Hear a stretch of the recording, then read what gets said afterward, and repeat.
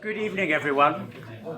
Welcome. My name is Mike Rams. I'm lucky enough to be the master here at Darwin College, and it's very, very nice to be able to welcome you all to the very first of our Darwin College Erasmus Seminars. This series is being launched this term. We hope it will become a major event in the Darwin calendar. And we believe that it fills a gap between what you will all be familiar with, of course, our Darwin College lecture series, with a bit of a plug here, isolation coming up. January the 20th will be the first one and promises to be another cracking series of Darwin College lectures. But those are for a public audience. This seminar series is to fill a gap between that and our much more informal, intimate research seminars that we have, which is largely for students and postdocs to try out and test their ideas on the community. And so there was a considerable feeling amongst our Darwin Fellowship that actually it would be really good to fill that gap with a seminar series that demonstrated and draws upon our intellectual capacity within and strengths, our interdisciplinarity and our international outlook in order to explore some of the global challenges that face society and especially the academic community.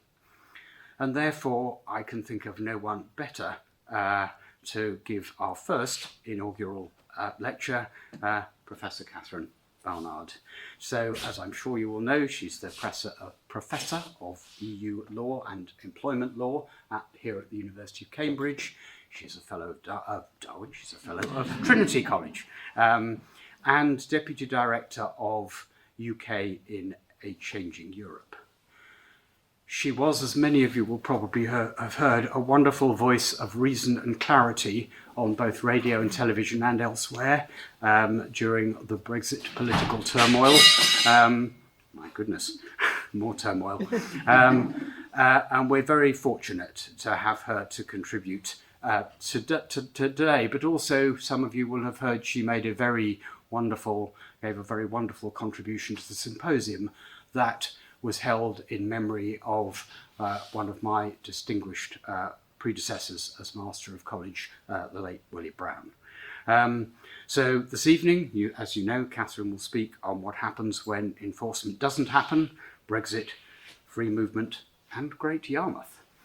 Afterwards, Dr. Nigel Bowles, a senior member of Darwin and a key organiser of this seminar series, will lead the Q&A, and so we'll hand over to him afterwards. The lecture is being recorded, the Q&A will not be. Please do turn off phones, but now please join me in welcoming Catherine to give.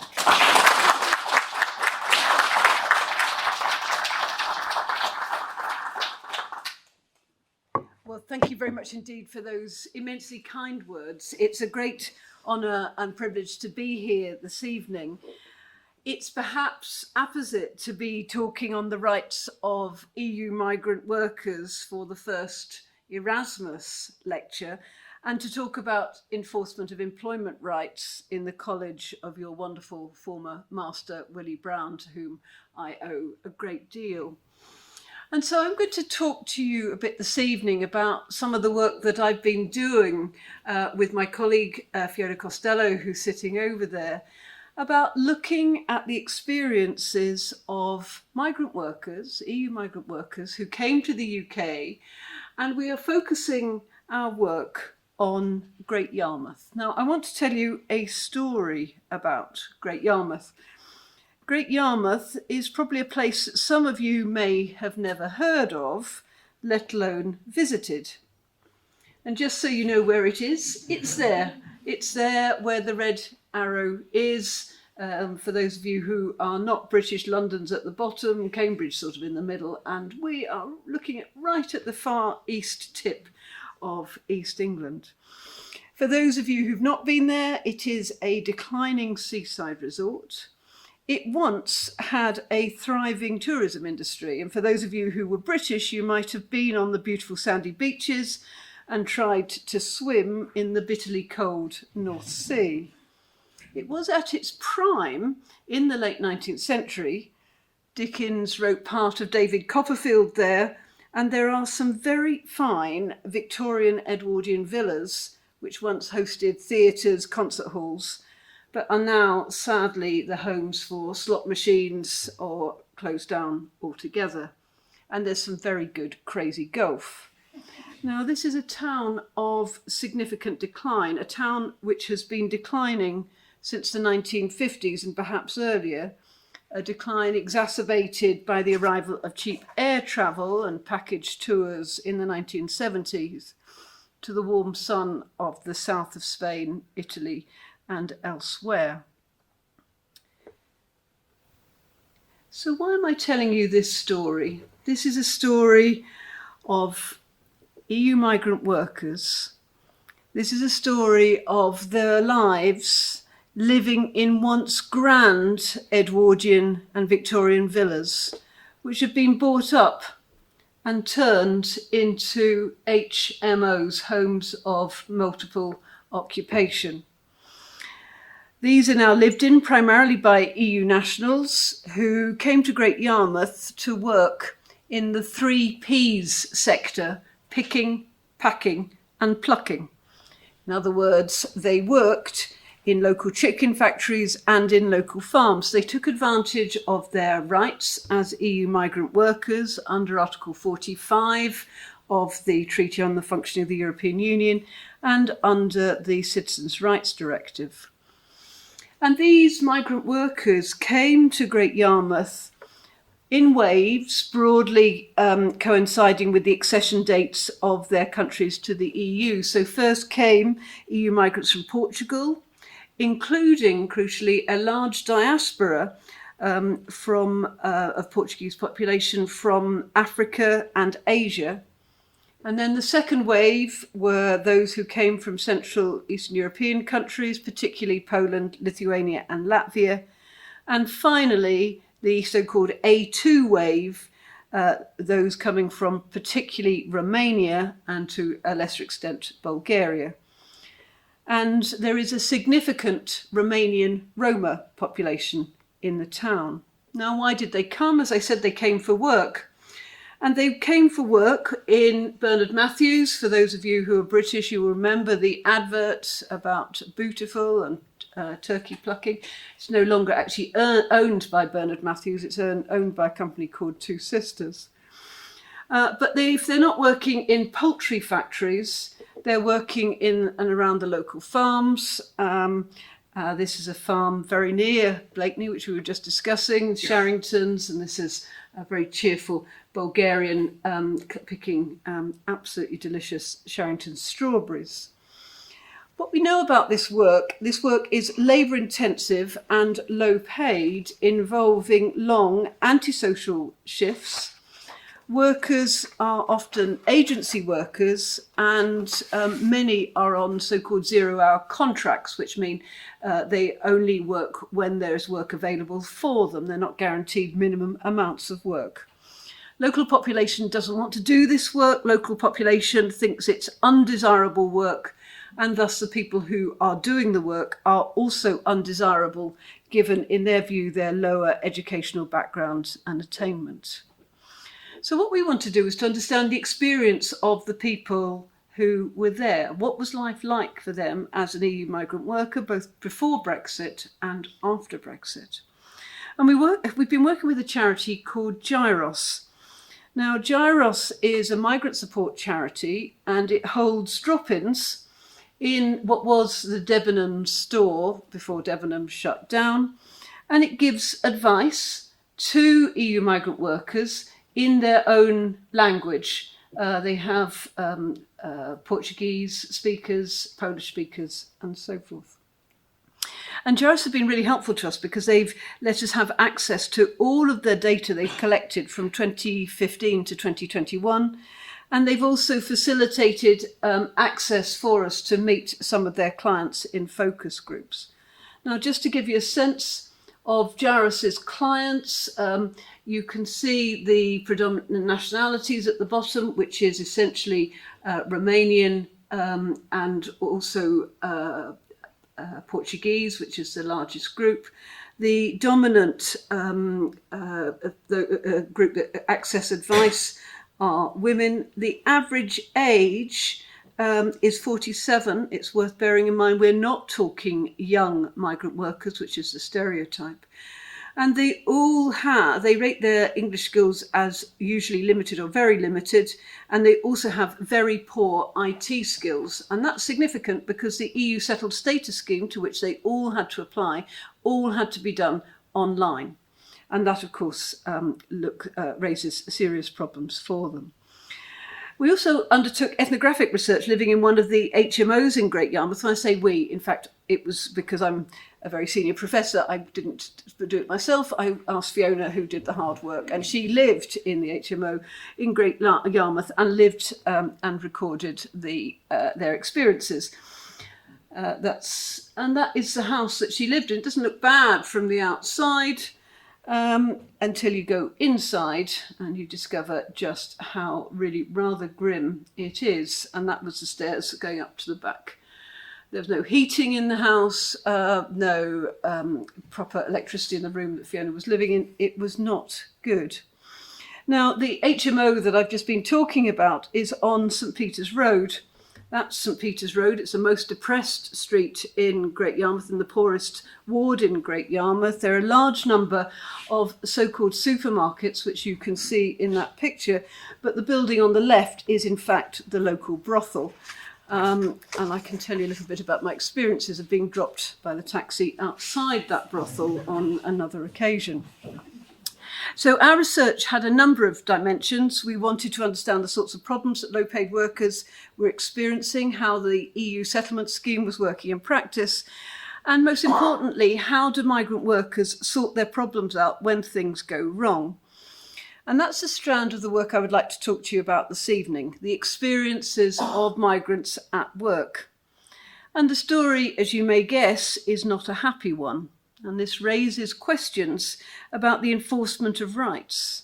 Now, clearly in the UK, there are mechanisms to enforce rights, primarily to go to employment tribunals. And one of the questions I want to think about is, do they actually go to employment tribunals and enforce their rights? And if not, what do they do instead? So I want to just briefly tell you about some of their experiences at work.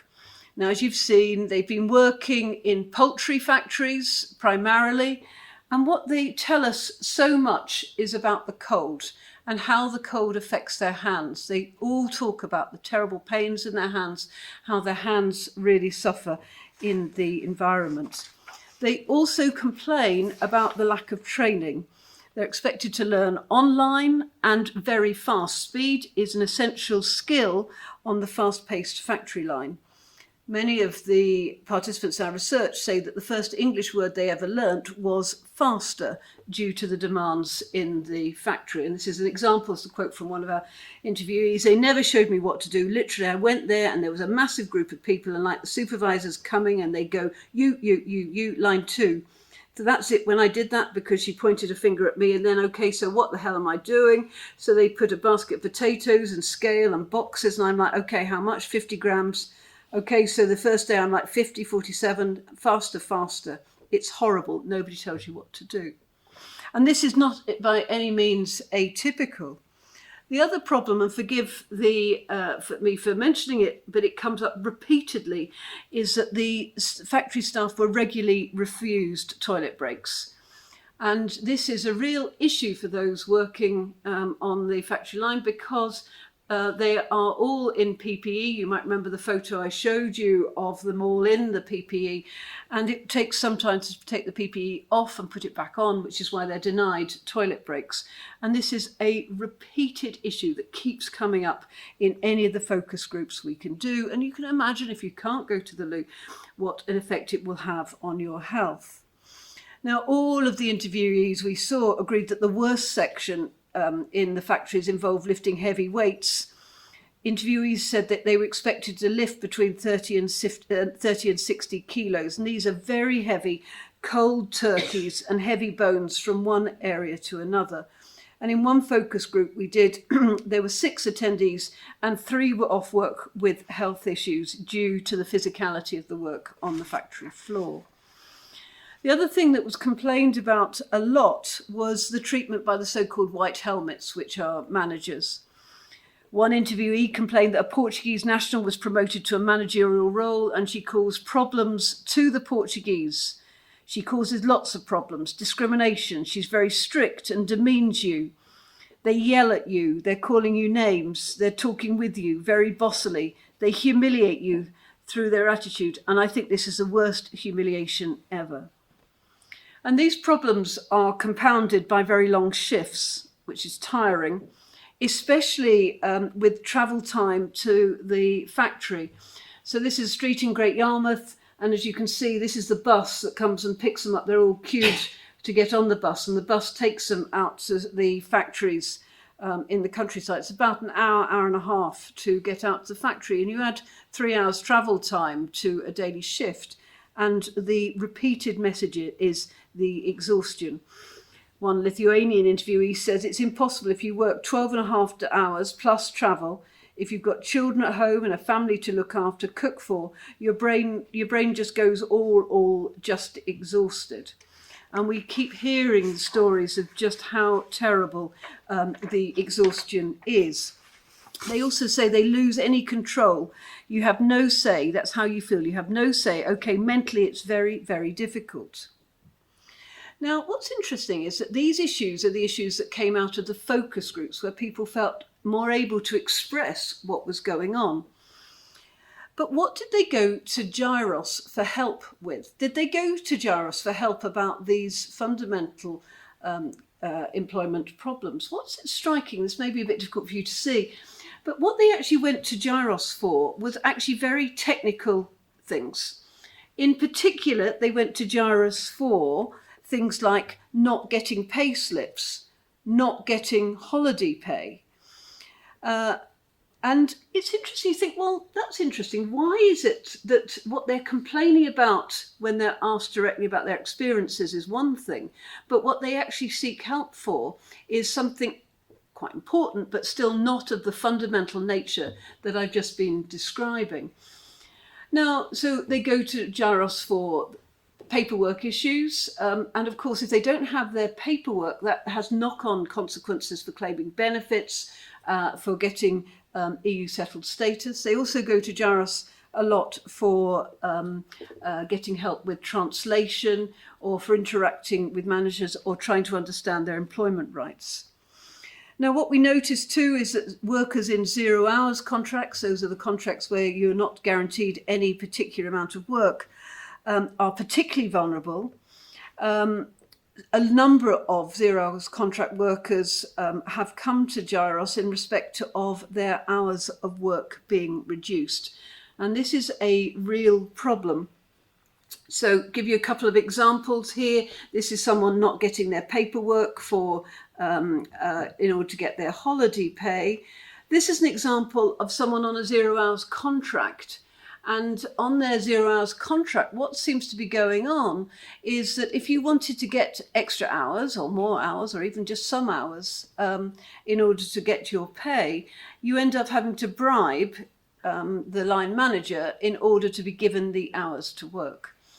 And this is not a one-off experience. I'll show you this again in a moment. But you see, you know, if the manager says we want X and X person, she said, I'm 100% sure they're giving the money. You know, they give me £20 and I will make sure you're working 5 days. So the opportunity of earning £200, then of course you pay £20. So you've got a tax on actually having to get work in order to be paid for doing that work. The other thing that we see, and this is not rocket science, but is well known to others who record it too, is problem clustering.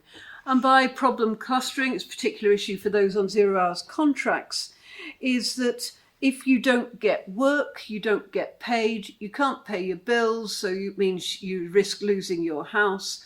And then you're also in trouble because you probably haven't paid your council tax either, and you're being pursued for that too.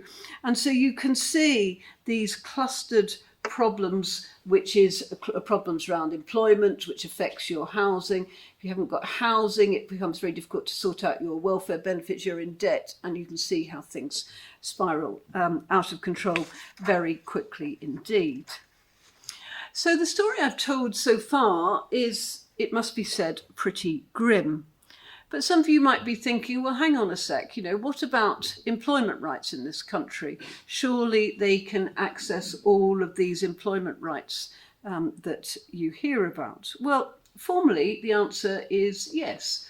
And indeed, under EU law, and these rules still apply to EU migrant workers who've got settled status, under EU law, EU migrant workers must not be treated differently in respect of access to conditions of employment, work, remuneration, dismissal, as compared to British workers. So it looks like the simple answer is yes, of course they get access to all of these rights.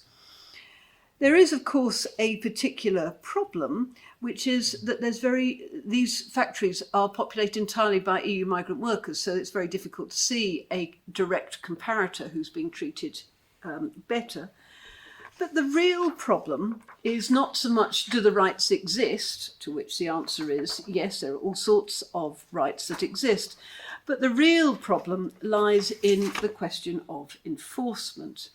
Now again, EU law has got a formal answer to that. The formal answer is absolutely all the enforcement obligations that you find under domestic law should apply equally to EU migrant workers. But again, that looks fine until you start to think, well, what does enforcement mean? Well, enforcement means in the UK primarily going to courts. It means in the case of employment law, going to an employment tribunal. And then for those of you who are interested, you can go up through the system to the Employment Appeal Tribunal and then into the general court system. But the first and foremost place to go to get your employment rights enforced is to an employment tribunal. And the UK government can quite rightly say, look, we are fulfilling our obligations under Article 3. Look, they can go to an employment tribunal like any British person. But our early research shows that EU migrant workers rarely take their cases to employment tribunals.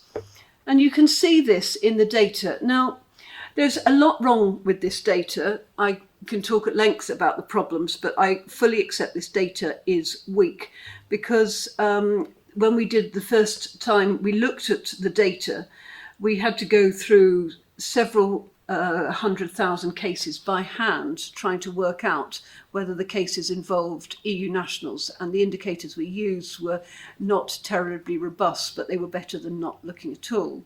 And what you see in the first period when we did this research, that we could only find about 238 cases in that period being brought by EU nationals, which counted for 0.071% of the caseload going before the employment tribunals. Now, as we now know, there are somewhere in the region of about 5 million EU nationals in the UK, which tends to suggest a dramatic under-enforcement before employment tribunals. We did the same exercise for 2019 to 2022. By this time, all of the employment tribunal decisions have been put online, so it was easier to do the search. But again, our methodology is not robust. And actually, we found a few more cases and the percentage had gone up somewhat, but still we're looking at incredibly low levels of enforcement. Even now, for those who've been here for much longer, we're not surprised to see it's predominantly Polish people who are claiming they were, up until recently, the largest migrant group. It's now just been overtaken by the Romanians, but they have been here for the longest. So you would expect to see more Polish bringing claims before tribunals. Now, those cases that did go to the tribunals, what is quite striking is, even though there were very few of them, they very much reflected what we had been seeing on the ground in Great Yarmouth. The stories that were being told in these cases were actually very similar. Look, issues about refusal of toilet breaks, being shouted at, bribery for better shifts. There were also issues that we were also seeing coming through in our own data of workplaces being dominated by nationality. So you'd have a Polish production line, you'd have a Portuguese production line. You would see discrimination between EU migrant groups, and you would see employers shouting at the staff not to speak in Polish or Portuguese. They had to speak in England. Don't you know you're in England now? So at one level, it's what we're seeing in Great Yarmouth. What you're seeing in the cases tends to suggest that the experiences in Great Yarmouth are not unique. They're not isolated. They're probably happening elsewhere. We also see problem clustering, as we described before. So people who were living, who were given accommodation, often in caravans, to do work on farms, being dismissed. And of course, if they were dismissed when they were working on the farm, they also lost their accommodation too. And that meant they got themselves into real trouble.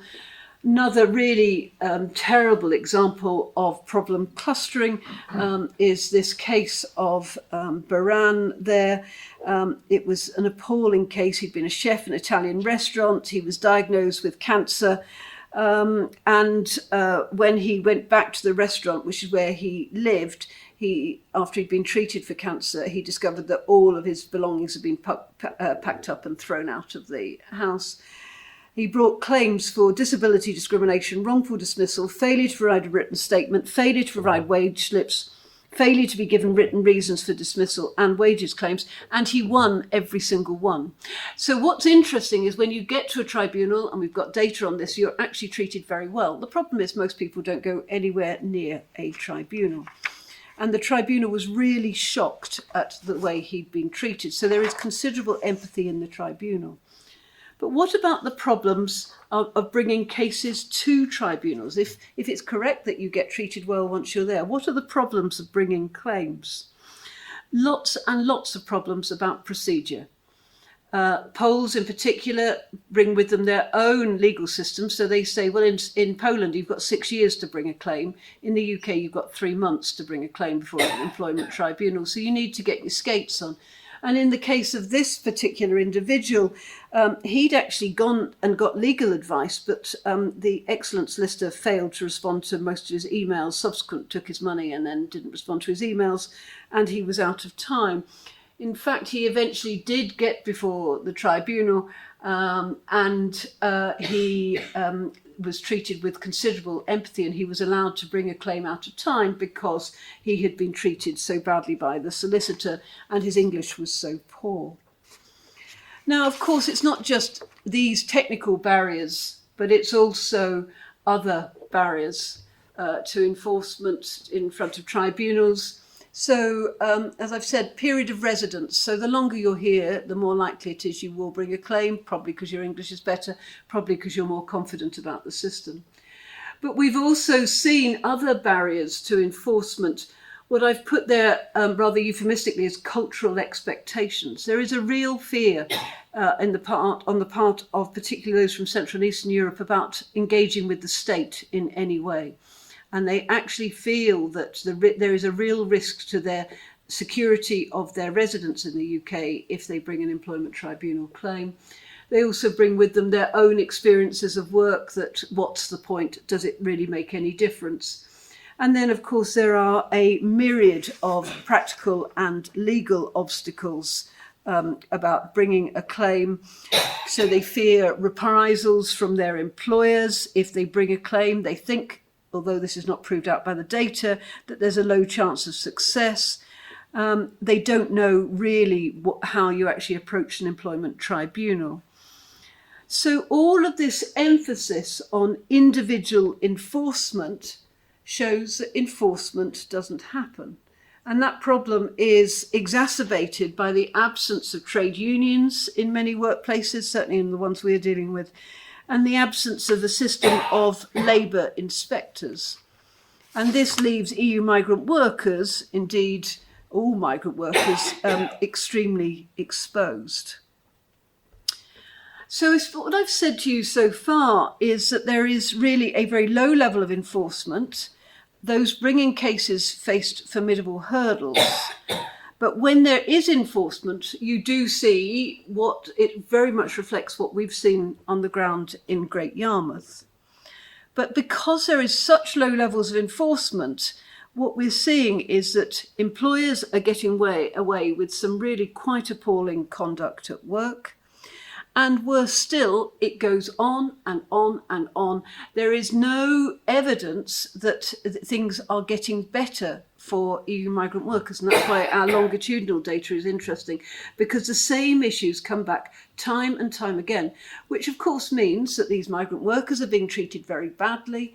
Bad employers are getting away with it, and good employers, of course, are paying the price because they're not competing on poor quality. Now that brings me back to Gyros and frontline organisations. Are frontline organisations telling migrant workers to go to tribunals?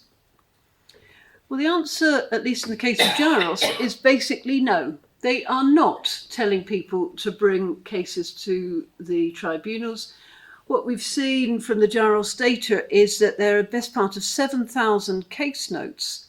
And we can't find in those 7,000 case notes, so these are case notes on all of the clients that have been seen by Gyros, there is no express reference to employment tribunals.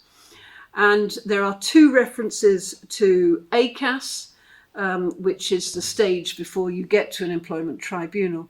And indeed, one Gyros advisor said, in all my years at Gyros, I have only had 3 people who've made complaints to tribunals, but a lot more have made complaints to me. People don't follow it through. So this raises the question, what do they do? Do they lump it, or do they actually just look to find another job where things may or may not be better? And for many, that is the answer. The main response is simply to move on. Now, we want to dig a bit deeper to find out really what is going on to the clients. Do they just move on, or do they get other forms of help? Now, we can't generalise for the rest of the country, but we can talk about Great Yarmouth. And we know that what happens to EU migrant workers who are struggling is that they go to a Gyros drop-in. They go to the old Debenham store to get advice. And crucially for those in Great Yarmouth, they get advice in their mother tongue. And we know that the help they get from the Gyros advisors is tremendously practical. So what happens, what you see, is that the Gyros advisor doesn't send people off to employment tribunals, instead gets on the phone to an employer to find out why they haven't been given their P45 or their P60. And they will get on the phone to the local benefits agency to try and find out what's going on. They will get on the phone to the recruitment agency to find out why the client hasn't been given his holiday pay. Now, what I'm trying to get you to see is what we're seeing is very pragmatic solutions. Another case of Gyros helping a client into a new job by helping him write a CV, fill out the application form, and even phone the new company on his behalf. And then they also help the client to apply for universal credit. And what's striking about this, and this is one of the things that is distinctive about frontline advice agency work, is how holistic it is. It's not like going to see a solicitor which will only deal with one particular issue, your employment issue or your housing issue. What you have with the frontline advisory organisations is that they try and tackle a whole range of issues all at once. And so from the client's point of view, this is actually very valuable indeed. So what we're seeing with these frontline advice organisations, or certainly Gyros, is that they don't take a sort of employment rights, legal, law-driven approach. Instead, they focus on the problems that the individuals are experiencing. They focus on sorting out those problems. And that the Jaros advice approach is not just dealing with one specific problem, but they also act as advocate, they act as donor, they give money to the clients if they need money for a train fare to go for a job interview. They're advisor, translator, they sort out appointments with GPs, really important as a way of indicating that the individual is settled in the United Kingdom. And so what they offer is a one-stop shop for resolving problems, and it's very different to the approach taken by traditional legal advisors. And of course, they're also trusted. They're trusted in a way that lawyers, solicitors might not be, because they speak the language. And crucially, in the case of Jaros, a number of the advisors have made the same migration journey as those people they're advising. So they know what it was like working in a chicken factory. They know how factory lines, production lines actually work. And the clients really appreciate it. The clients think this is fantastic. The clients say, if you look at their feedback, I mean, the feedback is off the scale. For those of you who are students in the room, you know, we're all subject to questionnaires. We got questionnaire returns like this. You know, we would be absolutely in the clover, just to point a note to you at the back. But the fact is the clients love it. And so what we are trying to develop and what we're thinking about is what we call pragmatic law, because this is what is going on at the front line, which is not what actually we teach in law schools. Because what we're seeing here is, of course it's law, but neither advisors nor those being advised think of it as law. And what we're also seeing is a very high level of pragmatism. So you think this is actually a pretty good thing. So isn't this a marvellous way forward? It's cheap, it's effective, and the clients really appreciate it. So you might say, should we tell students to stop learning law and just, you know, all work on the front line and to help sort out people's problems? But we're also conscious that there are really significant disadvantages with this frontline advisory work. It misses key legal points. And what you see, as it goes back to the slides I was showing right at the beginning, they will sort out someone not getting their P45. They will sort out the fact that they haven't been given £400 for holiday pay. But what they are not addressing as the more fundamental issues, that what's going on in the workplace is some pretty terrible harassment, bullying, discrimination. And these do not come up. If you remember that slide I showed at the beginning about what sort of things come to Jaros's attention, it's the very pragmatic things about not getting pay slips. It's not about the bullying, harassment, the not getting the toilet breaks and implications of that for an individual's health and safety. And crucially, nothing changes. There is nothing, because there's no bringing together of all of this data. And that's the next stage of our project, is to be looking at what the data we've got from Jaros and actually developing a tool which we're going to use with a number of frontline advice organisations across East Anglia to help them actually collect the data they've got, systematise it, analyse it, and then try and do something with it. And the interesting question is, what do they do about it? For EU migrant workers, what they can do about it is to go to the IMA, the Independent Monitoring Authority, which was set up under the withdrawal agreement. And the IMA is really keen for data on the ground. So the IMA exists only until probably 2028. It's essentially the European Commission in the UK keeping an eye on how EU migrant workers are being treated. And they are based in Wales, so about as far away from Great Yarmouth as possible, but they are in regular contact to find out what is actually going on, because they are taking things up with the UK government. And as you may know, the IMA has just brought judicial review proceedings against the UK government about settled status and the switch from pre-settled status to settled status. Bottom line is, I hope you found what we've been talking about interesting. I hope you see that this is very un-Cambridge law, because Cambridge law is very black letter and focuses right at the top of the pyramid on Court of Appeal and Supreme Court and so forth. What we're looking at is right at the bottom, at street level. And what we're trying to do is to develop some tools to analyse what's going on, to help with the cohort that we're looking at, EU migrant workers, but ultimately it may eventually be of some benefit for also domestic low-paid workers who experience a lot of the problems that EU migrant workers do. Thank you very much indeed for your attention.